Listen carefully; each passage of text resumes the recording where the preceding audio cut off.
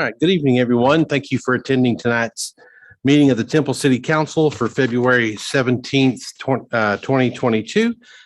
Current time is 5:08. Please rise as Mayor Pro Tem Judy Morales leads us in the invocation, which will be followed by our Pledge of Allegiance, which will be led by City Secretary Jana Llewellyn. Join me, please. Father, God of justice and mercy, thank you for the gift of life and the opportunity to serve the people of our city. Help us to act with character and conviction. Help us to listen with understanding and goodwill, and help us to speak with charity and restraint. Give us a spirit of service and remind us that we are stewards of your authority. Guide us to be the leaders your people need. Bless those who are here today, Father. Bless our national and local leaders, our mayor, our council, our city staff, our whole city, Father. Help us to be kind and compassionate to one another, forgiving one another, and fill us with your overflowing love for all. Teach us to do the acts of kindness to those who are in need. Help us to see the humanity and dignity of those who are with us, and let us treat all persons, no matter how weak or poor, with the reverence, Father. Renew us with the strength of your presence and the joy of helping to build a community worthy of your love. Lord God, help and the healer of all stand by our side in this time of uncertainty and sorrow. Be with those who have died from the virus. May they rest in peace with you in your eternal peace. Be with the families of those who are sick or who have died as they worry and grieve. Defend them from illness and despair, and may they know your love and your peace. Be with the doctors and the nurses, researchers, and all medical professionals, our firemen, our police, all volunteers, and all medical workers and first responders who seek to help those who have put themselves at risk in the process. May they know your protection and peace. We thank you for the vaccine that will save many lives, and ask that we trust that you have sent this vaccine to heal and save others from the suffering from this disease. And lastly, Master, thank you for being the Prince of Peace. We ask that your supernatural peace be reign in our hearts. Thank you for this simple but life-changing message of your love for each one of us. We ask this through your precious Son and Savior, Jesus. Amen. Please join me in the pledge. I pledge allegiance to the flag of the United States of America and to the republic for which it stands, one nation, under God, indivisible, with liberty and justice for all.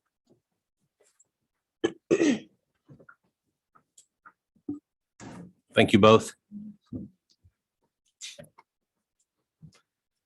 Now I'll move on to the section of this meeting to hear public comments. Citizens who wish to address the council on any matter may do so, but I have had a sheet put, and my understanding is we have no one that has signed up tonight.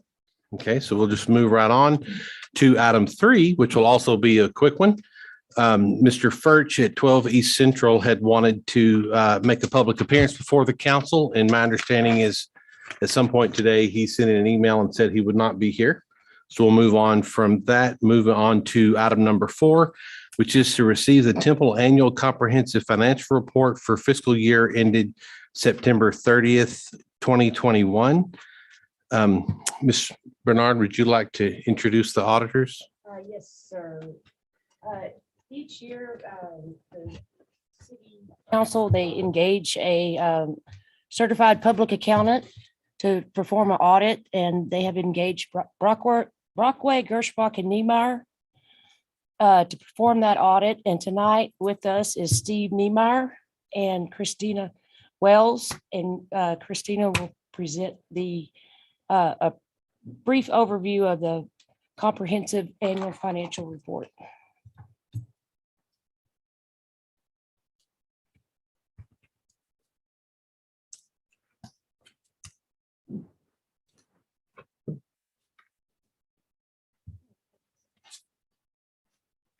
Like Tracy said, my name is Christine Wells. I'm the audit partner at BGFN, and I have the privilege of working on this audit I believe this is my 9th or 10th year.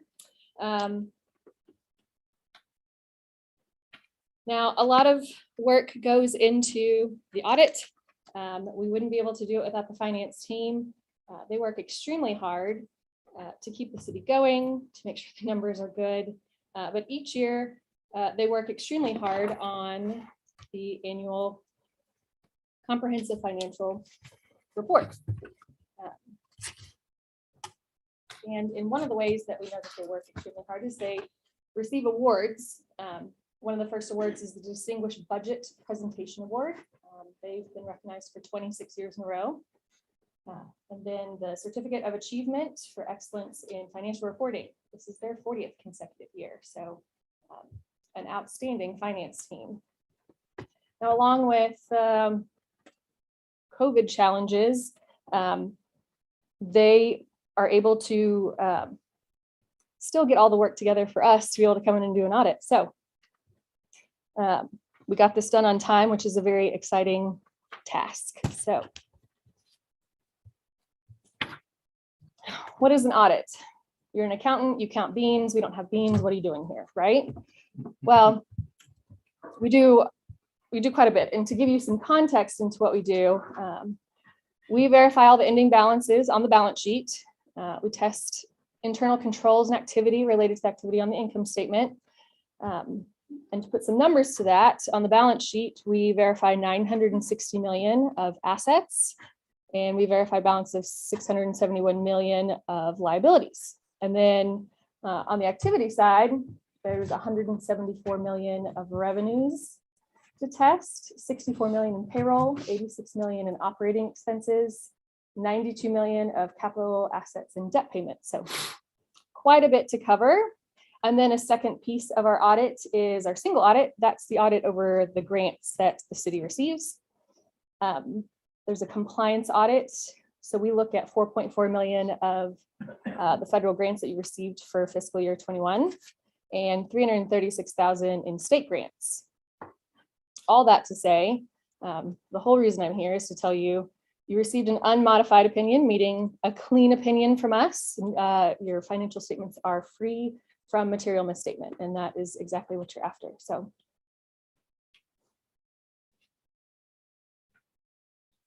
before we dive into the numbers, it's always a good idea to add context to what's going on in the environment, what's affecting the numbers that we're going to look at. So the picture that we're painting, and I think the theme for this year is recovery and growth. We've just come out of a pandemic. So we're recovering from the after effects of that. But the city's also seeing some great growth. So the local economy is booming. There's been a record number of housing permits pulled for 2020 and 2021, along with commercial permits as well. So that is a sign of strong economy. Several businesses are either moving to town or planning expansions. Just a few examples of those are East Penn, Lock Joint Tube, the Hahn Hotel and Acadia Theater, Langfield Lumber, making their way out to industrial, HEB, expanding Sunbelt Transformers, and FedEx with a new facility as well. All of this just to prove that there seems to be substantial growth in the city of Temple each year. With that, when we look at revenues overall, the city had a 7% increase in charges for services, 10% increase in property tax revenues, 16% increase in sales tax, and received an additional 1.5 million of COVID-related grant funds. You think, man, that's a lot of increase, and it's really twofold. Part of it is coming out of a pandemic. Maybe revenues dropped a little bit in 2020. Now we're in 2021. They're starting to recover, but then coupled with the growth that we're seeing, that's why you're seeing some big increases in the property tax and the sales tax, really a positive thing for the city. So along with recovery, you gotta look at expenditures. You would expect that if you're in recovery that some of the expenses are gonna come back as well. So governmental expenses increased 2.3 over last year. And then on the water sewer side, expenses increased 2 million over last year as well. And we'll dive into that and look at what caused those things. But bottom line, if you look at financial statements, you're always looking for black numbers, not red numbers. This one is a black one. Revenues exceeded expenditures by 11.3 million. So very positive thing here.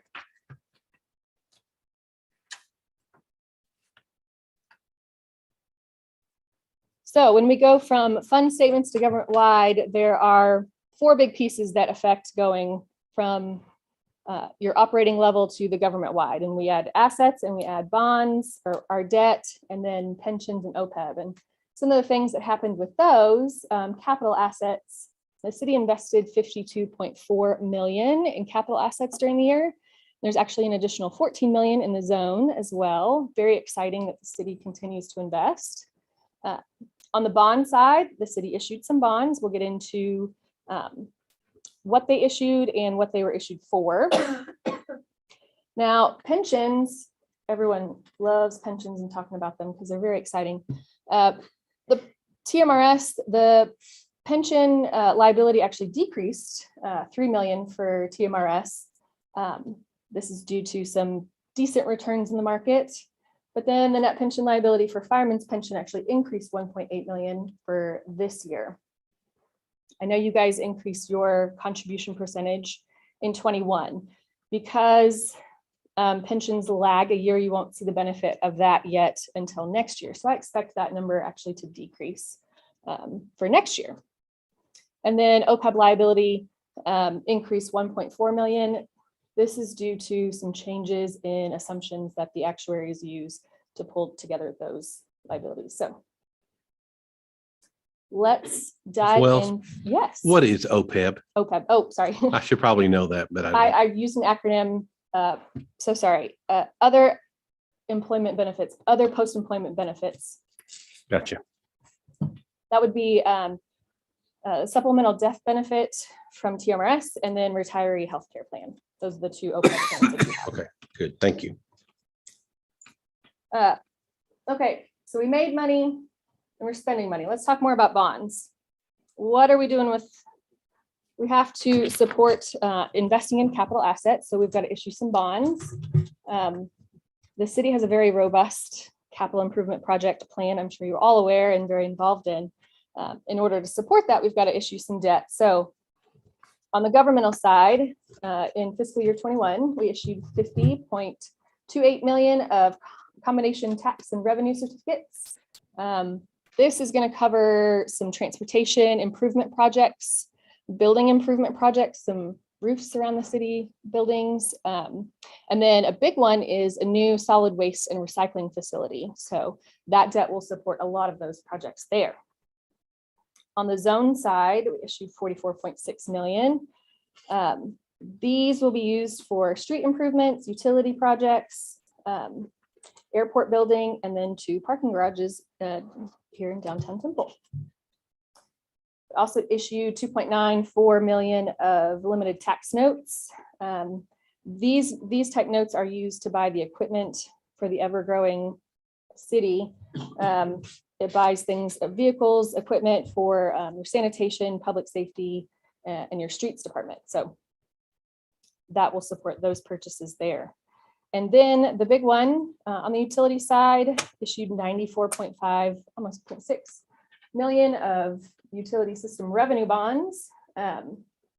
Lots of wastewater projects going on, but specifically the big one is the expansion of the water treatment plant. So very big there.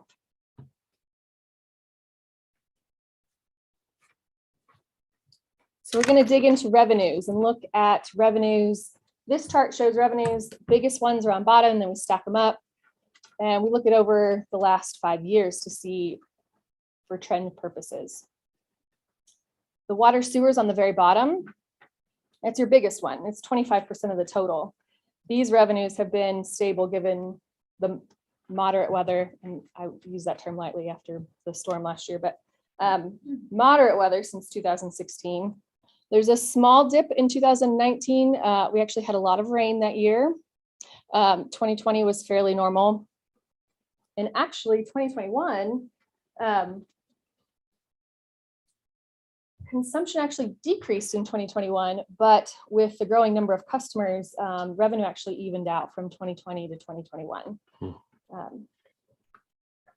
Next is the governmental services. This is 22% of your total. Again, these would be the type of revenues that you would see the most recovery from the pandemic. Several like Lions Park and the Summit that closed in 2020 for a period of time. Now, hopefully all back open in 2021, you start to see the recovery of those revenues. And then property tax, this is 22% of your total. That's in the blue in the middle there. And you see that growing. Tax rate from 2020 to 2021 actually decreased.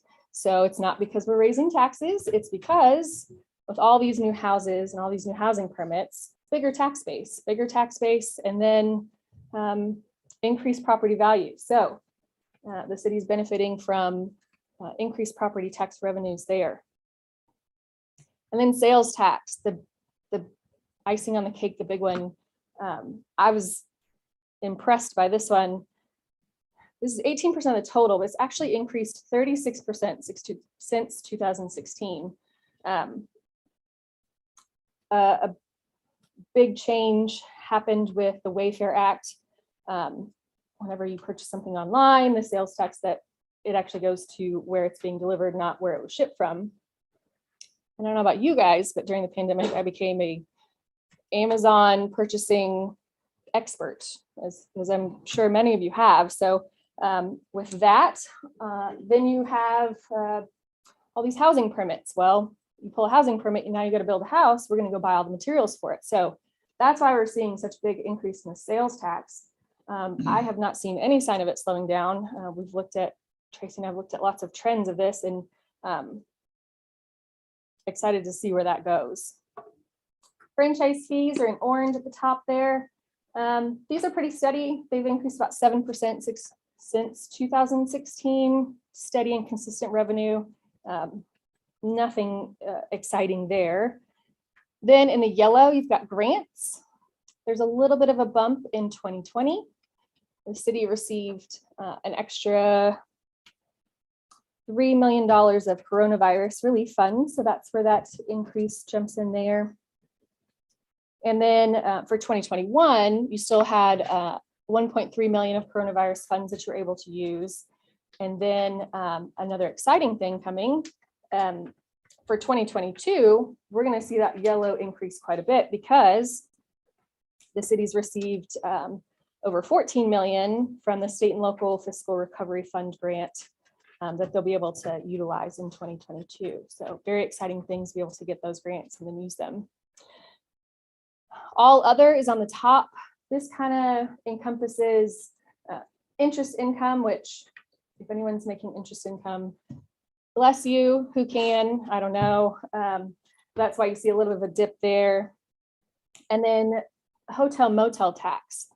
We see a dip in 2020, but for 2021, we start to see those recover. People are traveling more. We're actually seeing occupancy rates now that mirror pre-pandemic times. So exciting to see those get back to normal.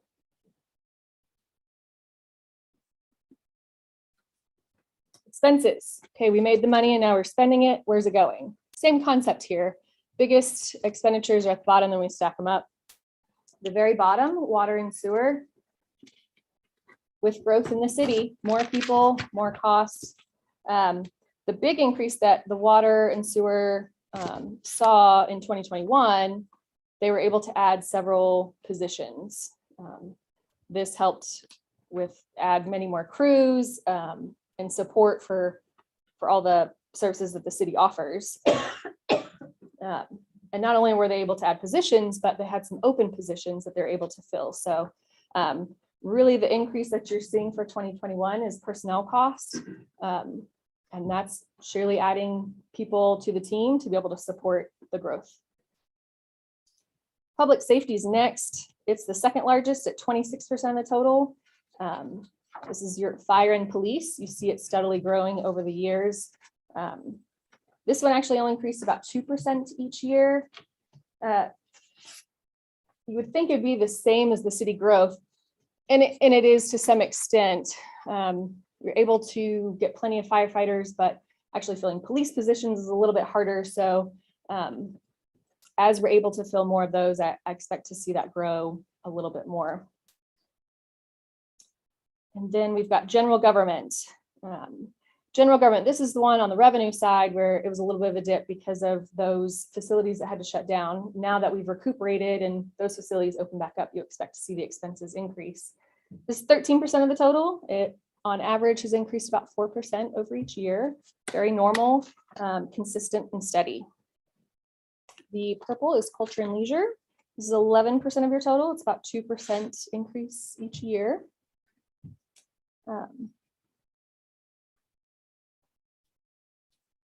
These are also revenues that would have recovered from 2021 closing down. And then highways and streets in the bright aqua color. The city, again, goes above and beyond trying to make sure that the streets within the town are well taken care of. Some big projects that they accomplished in 2020, Hogan Road improvements in Poison Oak, and then 2021, started working on Kegley. If you've ever lost a tire or had to get an alignment because of Kegley, you know that it needed some work. So excited to see that progress. We did some work at the outer loop and lots of drainage projects.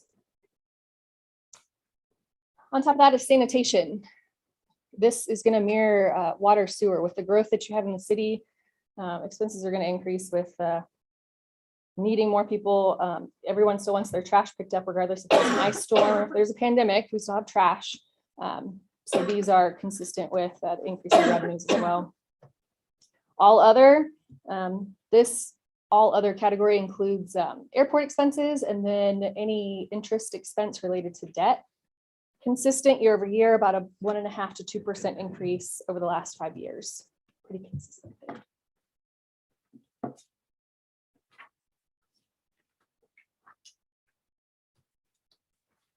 Okay, whenever you took an accounting class, the one equation you learned and hopefully remembered, assets equals liabilities plus equity. Hopefully those balance. Well, we've covered assets and we've covered liabilities. Now we're here to equity. This is the equity of the city. First thing to notice, the graph goes up. We've increased our equity every single year in total from even years prior to 2017, which aren't shown, but. And then the second thing you'll notice is the bright blue.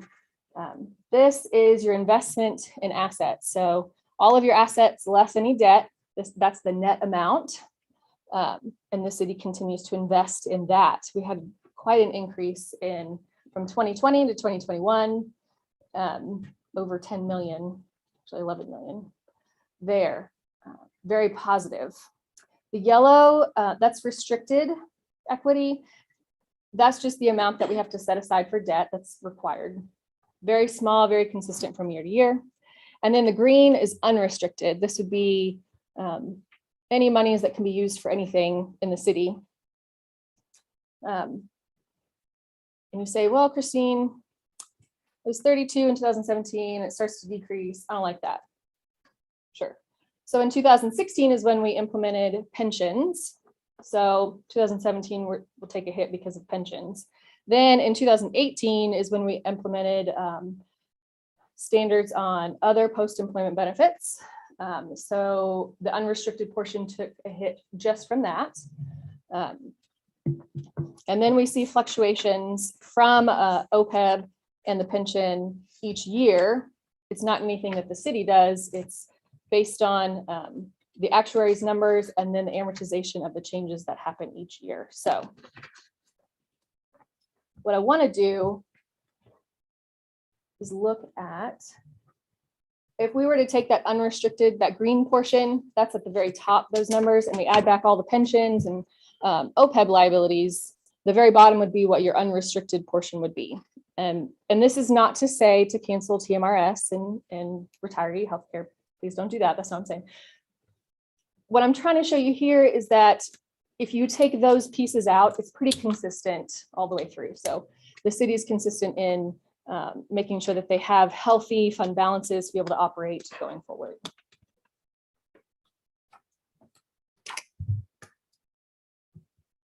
And also, you're in the same boat as many other cities when it comes to the unrestricted portion decreasing. So one more slide about pensions.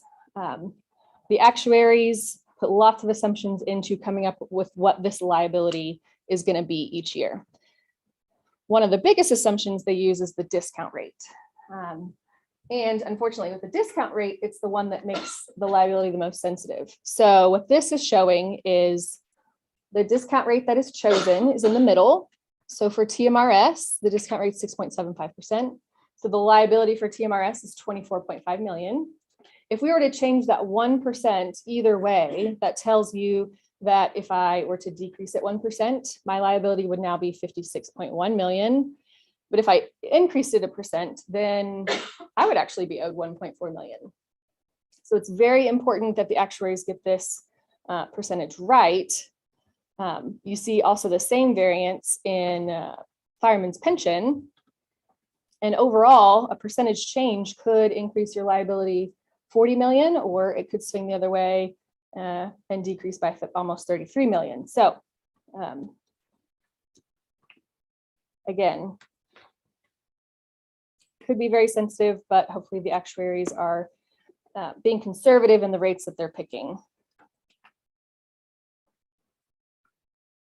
Now I'd like to talk about reinvestment zone. I call this the cream of the crop, the icing on the top.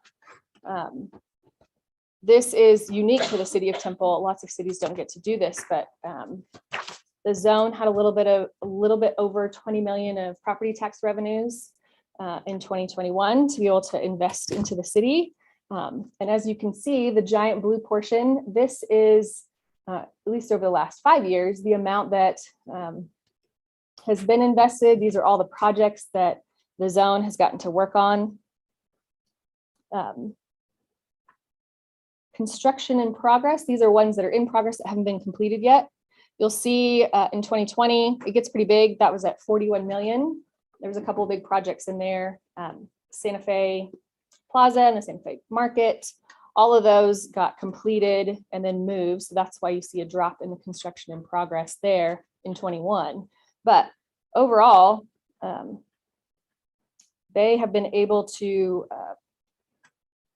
add 172 million of infrastructure to the city, which is huge. Lots of exciting projects. You drive around, you drive past Crossroads, lots of street work going on there, being able to connect Research Parkway all the way over, all the way down to 35. Lots of exciting design work for the 31st Street, Nugent Central design work going in there. But overall, this is, I think, what makes the city of Temple one of the best places to live, one of the most affordable, and one of the most desirable. So with that said, I'll go back. We're in recovery and there's growth. And I think that's very positive and good place for the city to be. So, with that, questions? Thank you, ma'am. Council, any questions for Ms. Wells?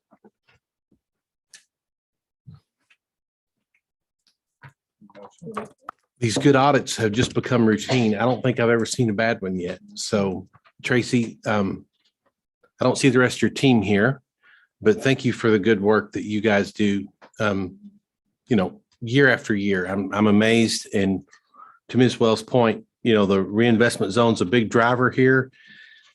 But also a point I appreciate you making, Ms. Wells, is that the city of Temple has had a history of investing. And it's not always necessarily politically popular, right? People want the tax rate cut. Right. And we've done a good job of keeping the tax rate fairly steady. And then with Ms. Bernard's leadership in finance, we've been able to afford all the things that we need. So Yes. you're right. It's a great time to be in Central Texas in general, but in Temple especially. So I appreciate you. And the numbers show it, The numbers show right? it. Yes. Yep. It's Thank very you. nice. Thank you, Tracy. Thank you. Mayor, I would like to mention that you mentioned none of the staff, finance staff is here, but I want to thank Melissa Probelski and the finance staff working with the auditors, and they do a great job in keeping things in order. And they're not always maybe the most popular for some of the things or implementing certain things, but again, I thank them for what they do.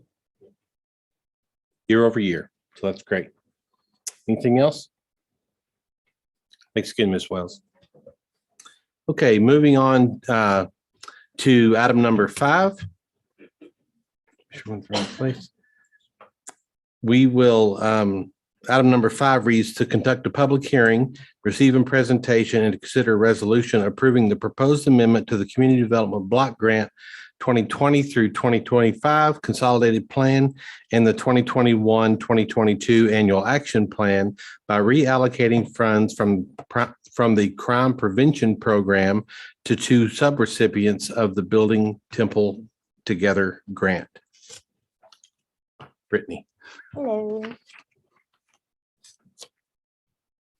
My name is Brittany Chopin. I'm the grant manager for the City of Temple Housing and Community Development Department. I'm here to present the substantial amendment to the 2021 Annual Action Plan. So our consolidated plan of 2020-2024 identified community needs and goals. And some of those goals I would like to mention are improving existing housing, improve public infrastructure and facilities, expand economic opportunity, provide public services to low and moderate income households, as well as persons with special needs. And there's more goals and needs in there. Our annual action plan is a summary of resources and projects, and these projects are funded to support the consolidated plan and the needs and goals addressed. The annual action plan is submitted to HUD each year by August 16th or 45 days prior to the program year, and our program year is starts on October 1st. So as a subrecipient of CDBG entitlement funds, we're required to produce a citizen participation plan. And anytime we make any changes to the annual action plan or consolidated plan, we are required to produce a public hearing or public comments or share that information with the public.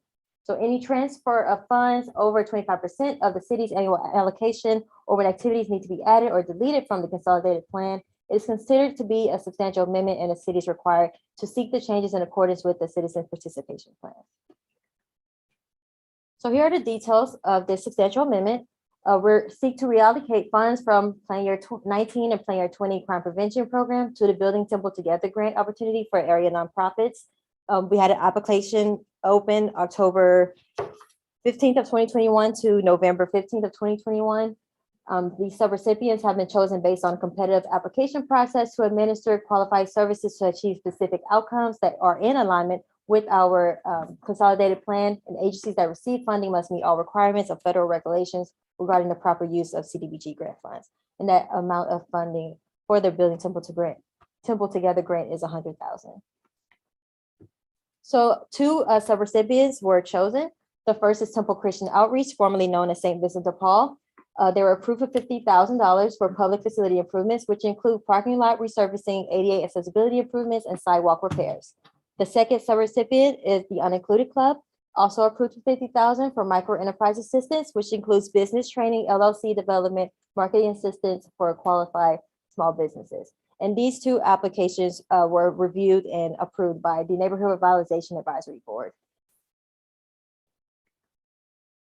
We're getting towards the end of our public comment period, which started January 30th and ends on February 28th. So far, we have not received any public comments, but the draft of the amended annual action plan is available for view at the Historic Post Office, the City Secretary's Office, and the Temple Public Library, as well as online. Are there any questions? Were those 2 subrecipients the only 2 applicants? Yes. Okay. And we made sure they met at least one objective, national objective, according to our needs in Temple, and they both met those and made sure they submitted all their paperwork and everything, checked the document. Great. Good. Thank you. Council, any questions for Ms. Chopin? No? All right, there being none, I'll open the public hearing. Anyone wishing to speak on this item may do so. We ask you step to the podium and state your name and address for the record, or raise your hand on the virtual platform. Okay.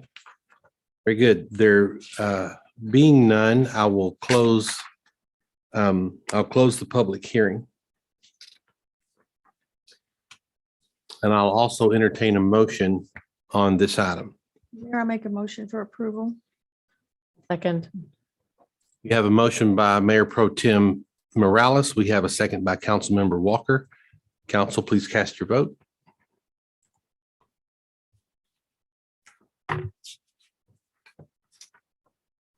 Item 5 passes. Item 5 passes 5 votes to 0. Moving on to item 6, which is the consent agenda.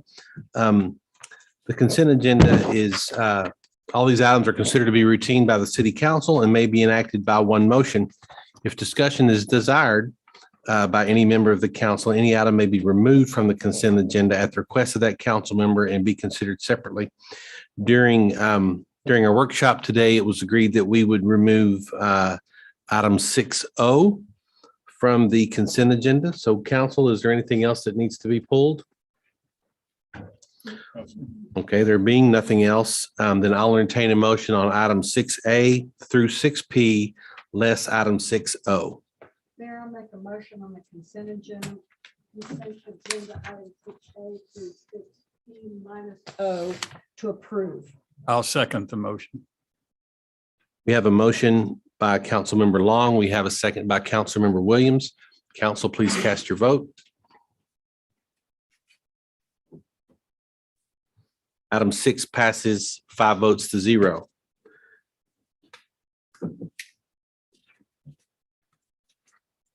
Item 6O reads to consider adopting a resolution confirming the appointment of Ryan Matson as an assistant city attorney and setting compensation for that position.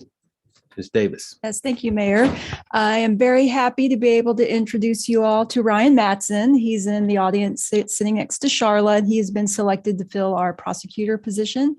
Ryan is a graduate of Texas Tech University School of Law. He is a certified alternative dispute resolution mediator and formerly worked with the Texas Workforce Commission as an appeals attorney. And our charter does require that all attorney positions the appointments be approved by the council, and that's the item in front of you tonight. And presuming that you do approve his appointment, Judge Person is here and she will administer his oath of office tonight. That way he will be ready to come in and start work for us on Monday, March 7th. And I will be happy to answer any questions that you may have. Good, thank you. Council, any questions? Yeah, why is he not coming to work tomorrow morning? Well, because he did the right thing and gave the proper notice. Okay. Okay. Show Where are off. you from? Where did you grow up? Okay. And they told you you're going to be the only man. In the building. He's been warned. Drive you crazy. Yeah, and he's here anyway, so that's a good thing. So we'll see if he makes We're it. excited. Very good. Well, then, before he can be, did somebody say? Thank you. We are nice. So we have to vote him in before he's sworn in, correct? Yes. All right. Very good. Then, council, I'll entertain a motion on item 6O. Mayor, I'll make the motion to approve item 6O. Hiring, is that the right term? Ryan Matson. I'll second it. Have a motion by Councilmember Long. We have a second by Councilmember Walker. Council, please cast your vote. Item 6O passes 5 votes to 0. Judge Person. Thank you, Mayor. I guess it is working. Great. Yes. Come on forward. Yeah, just stand in front of me here.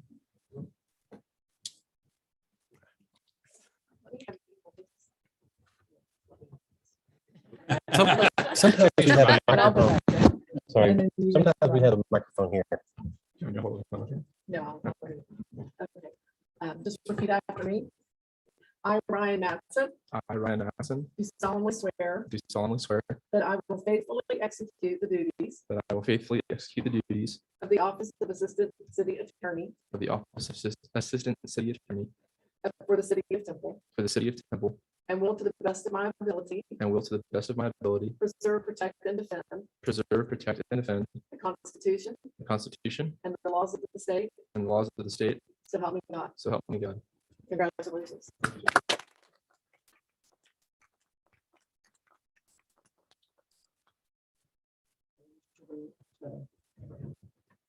Judge, we're glad to see you too. Thank you. We are. It's great to see you. Welcome aboard, Mr. Mattson. Yes, thank you.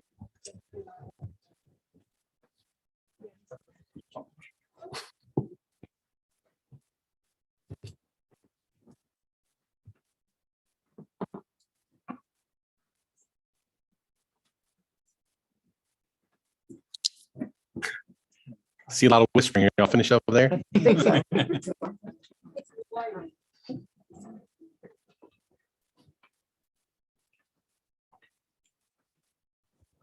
Okay, very good. Moving on. Um, Moving on to the regular agenda, I'll read items 7, 8, and 9 in as one. So item 7 is first reading in a public hearing to consider adopting an ordinance authorizing a rezoning request from agriculture to light industrial on 20.332 plus or minus acres located approximately 435 feet from Kevin Riley Lane, west of I-35. Address is 5450 North General Bruce and 5557 Pegasus Drive. Item 8 is a first reading in a public hearing to consider adopting an ordinance authorizing a rezoning request from ag to light industrial on 17.595 plus or minus acres located on North General Bruce Drive, east of I-35, 2,000 feet south of Burger Road, and address is 5501 North General Bruce Drive. And item number 9 reads, this is the first reading in a public hearing to consider adopting an ordinance authorizing a rezoning request from ag to light industrial on 20.423 plus or minus acres located on the south side of Northwest HK Dodgen Loop and west of BNSF Railroad Tracks, addressed as 11,600 Northwest HK Dodgen Loop. Mr. Chandler. All right, well done, Mayor, and thank you for that, and good evening, council members. So obviously, we have 3 different zoning requests, same applicant, same request, and Mr. Lloyd, Mr. Thomas is here in case you have any questions. He's representing the Irish family, and so combining this all into a single presentation, if you don't mind. All right, so here you can see all the properties, and starting on I-35, you can see properties on either side of the interstate. And then to the west, you can see properties along the railroad, also on either side of the loop. And so as was read in the docket, you can see the 3 different zoning requests, starting with number 6, which is 2 tracts on the west side of I-35.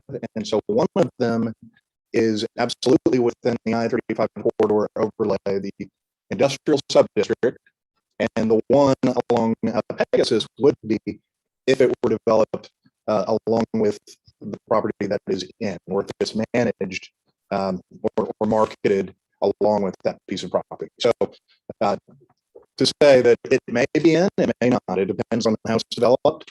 But the other case, number 7, along the other railroad on the east side of I-35 is absolutely in the industrial subdistrict of the corridor overlay. And then of course, the Loop 363 properties are outside of the overlay, but once again, abutting the railroad. So I thought it was important to point out in terms of utility access, all of them have direct access to water and sewer, with the exception of the northeast property, number 7, as it is, that depending on how it's developed, may require an extension of sewer. And so you can see the light purple in our future development plan, and the comprehensive plan shows light industrial for the Loop 363 property. So that's certainly consistent with that. And then along I-35, some future light industrial there, but also within the industrial sub-district. And sorry, step ahead. Here's the future development plan showing the industrial property and regional commercial. So the property along the corridor would be consistent as light industrial, and we'll show you in a second in terms of the use table. And that's because of limited industrial uses within the overlay that would require a conditional use permit in the future. So, as I promised, here are the uses, and we will not spend a ton of time on this.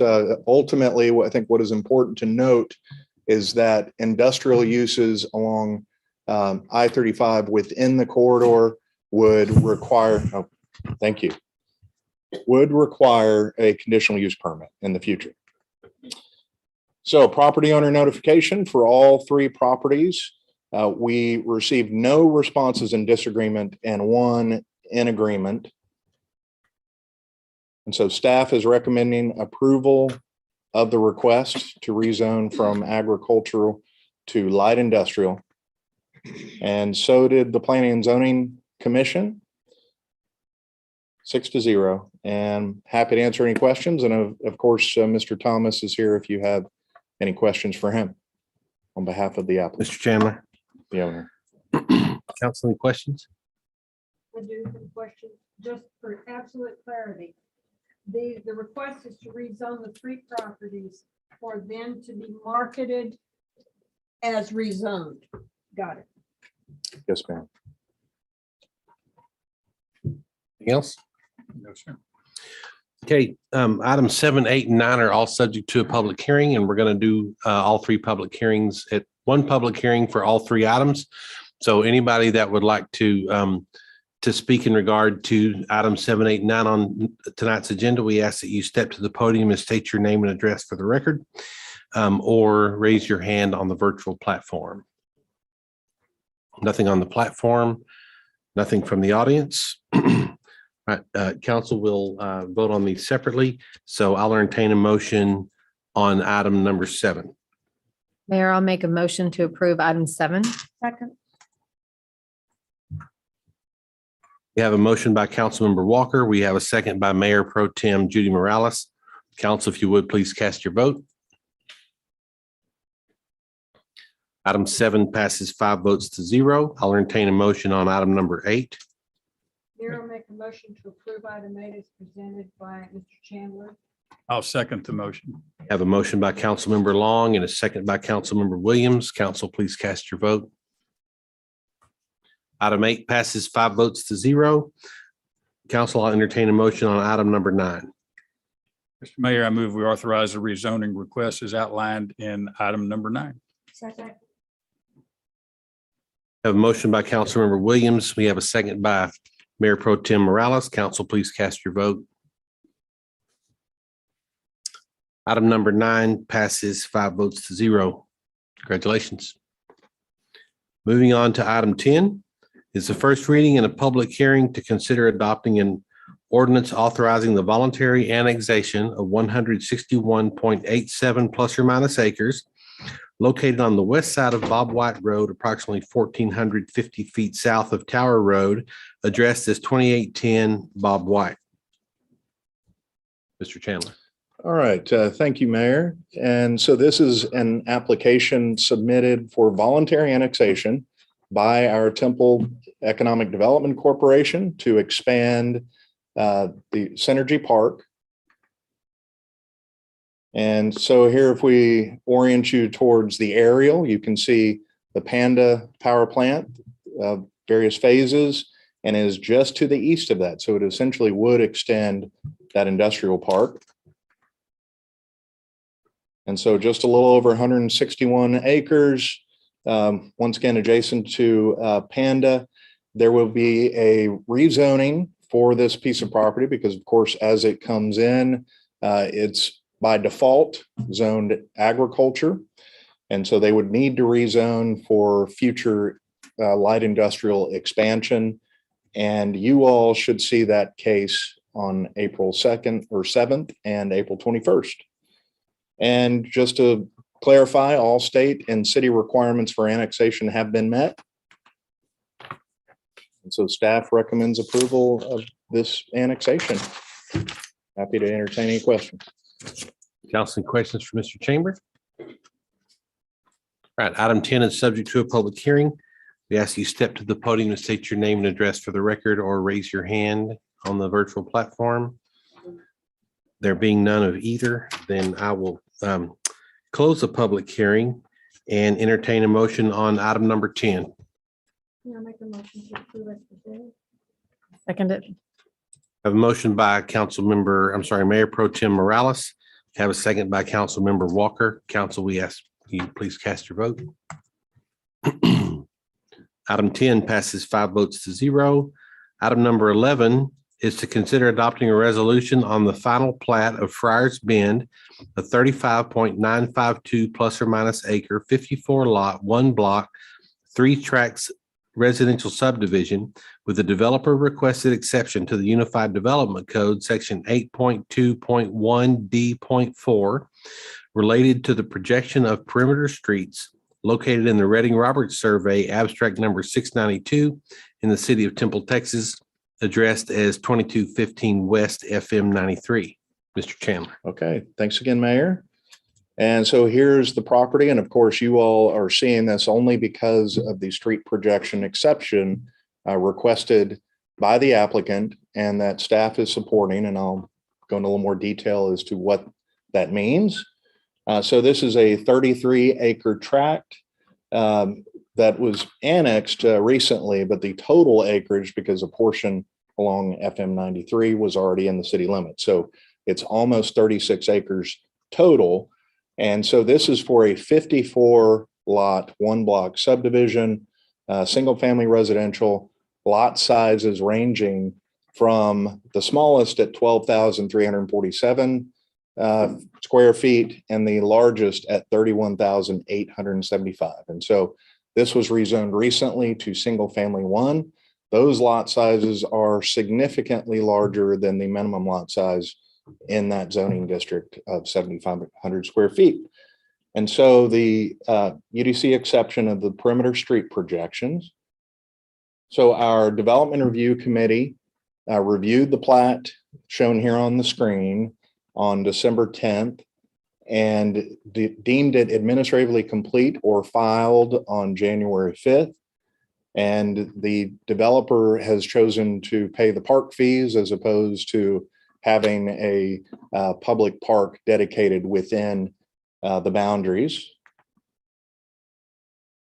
And so you got the plat on the left, you have the topo utility plan on the right, and essentially that's just to point out that, confirm that they would extend public sewer for this project. And so, of course, that's the green line. The blue line are the water. It's an 8-inch line from FM 93. And I think it's important to point out that we had some discussion at planning and zoning about this, and that is that the developer and his engineers working very closely with TxDOT. They've already submitted the plans that you see on the screen, and that is for continuous turn lane along 93. So they would improve FM 93, providing that continuous turn lane into the development in the future, but also to the development across the street, Misty Creek, that currently does not have the benefit of that, plus providing a deceleration lane. And so they already have preliminary approval by TxDOT. And so the UDC exception for street connectivity, as you all know, this is something that is often a frequent exception. And because this property is newly annexed and we do not anticipate voluntary annexation, particularly to property along the east anytime soon, where you have estate lots, the city is supporting the developer's request to not have a street projection to the east, nor to the south, and primarily to the south if it were to connect to Forester. Eventually that would just lead to cut through traffic through this small development. So long story short, they would provide a street projection to the west, which staff has determined is more feasible to connect to public right of way and is adequate, more than adequate for this 50 plus lot subdivision. And so staff recommends approval of the plat and the street projection exception. And happy to answer any questions that you might have. Oh, plus P and Z also agreed with that recommendation, 6-0. Council, any questions for Mr. Chandler? I have one. Yes, sir. Would this be contingent upon them getting final approval from TxDOT for the turn lanes, et cetera? Or is that just what we hope will happen? Let's see. I don't know if the engineer is available, but I think it's contingent on TxDOT since FM 93 obviously is a TxDOT roadway. And so as part of a development of this scope, TxDOT has said that this, those improvements need to be done. But I don't have a timeline on that. So. Well, I mean, are we going to approve this subject to that approval, final approval by TxDOT? And if they don't get it, the subdivision doesn't go through? Does it have an impact on what we're doing? It certainly has an impact, but conditional plat approval is problematic.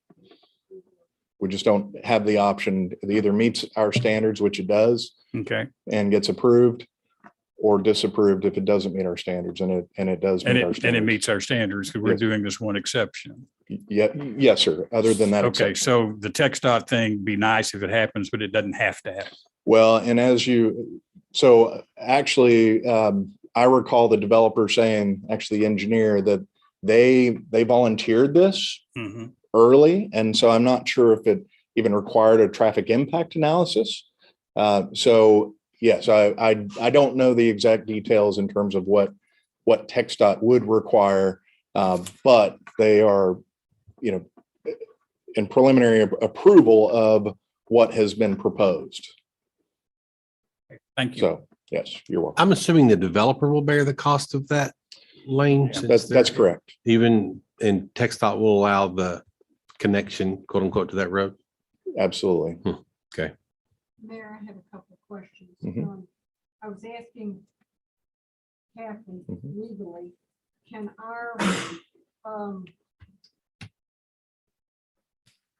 resolution, or can we do that contingent upon the TxDOT approval of the acceleration and deceleration lanes? In other words, then it fails Right. if that doesn't come through, the approval doesn't come from TxDOT. And I suppose because it is an exception and, to Councilmember Williams's question, then yes, But it doesn't sound like it's necessary because it's not going to happen unless TxDOT approves it anyway. Is that correct? that is my understanding. Yeah. Or the well, developer changes their mind, right? If it's voluntary. Right. Yeah. I have to say, as council member for this area, as you well know, Brian, I get calls all the time screaming about traffic on 93. And I got several calls this week saying you must be out of your mind putting 54 more lots turning into 93. So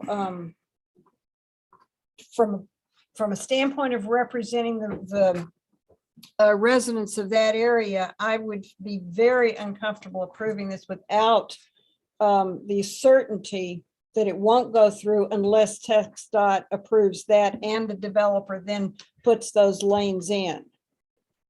And just to be, for my second question was, I needed clarification. The west connectivity is something that may happen or will happen, or it's there for the future use?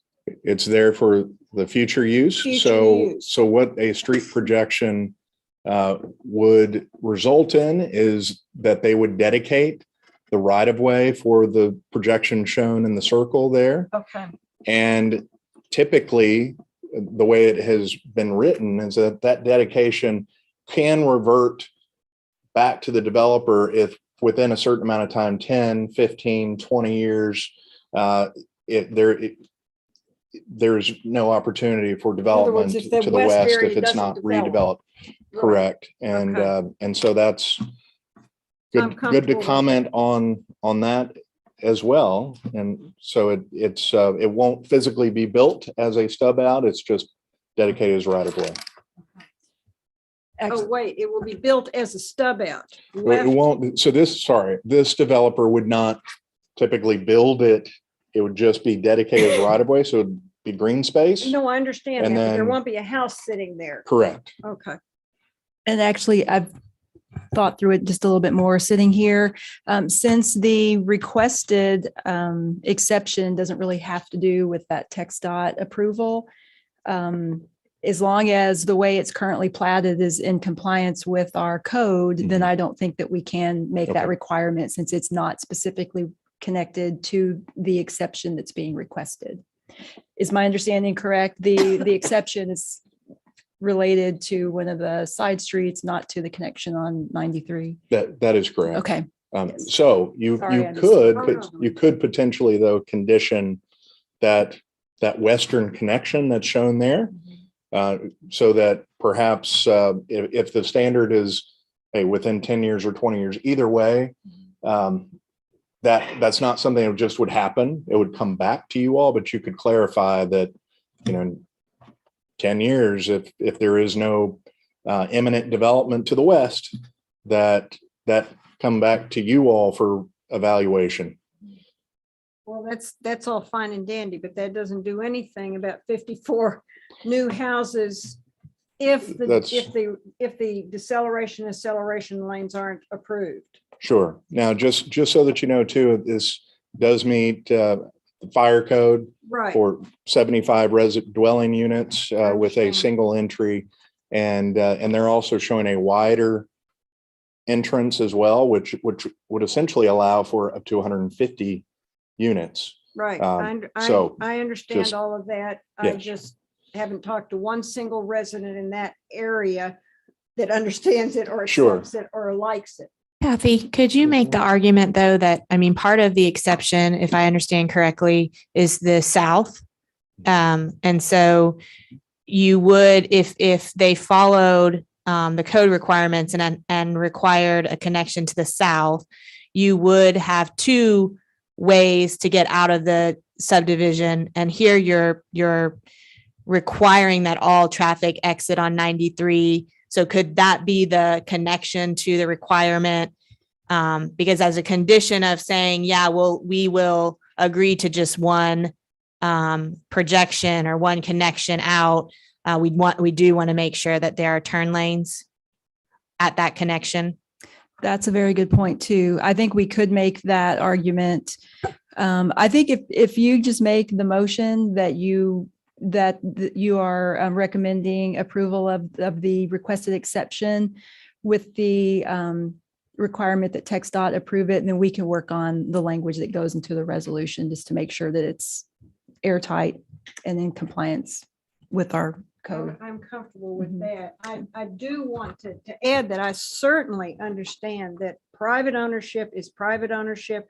The right to do with what you own is very important, and no one argues that. It's just the increased traffic on 93 that people are so unhappy about. Mhm.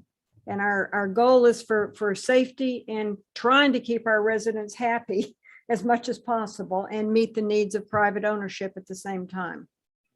Yes, ma'am. Further discussion? All right.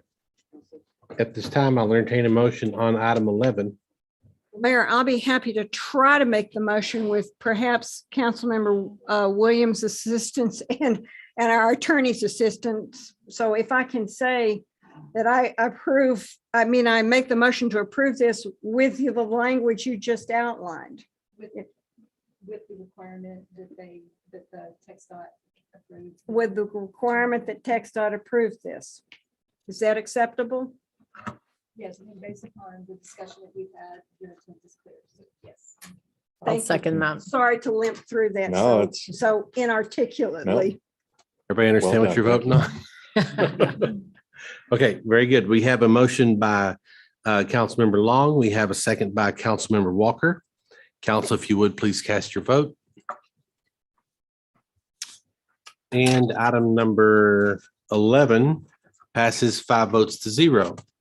I thank you all for being here tonight. It is 6:13 and this meeting is adjourned.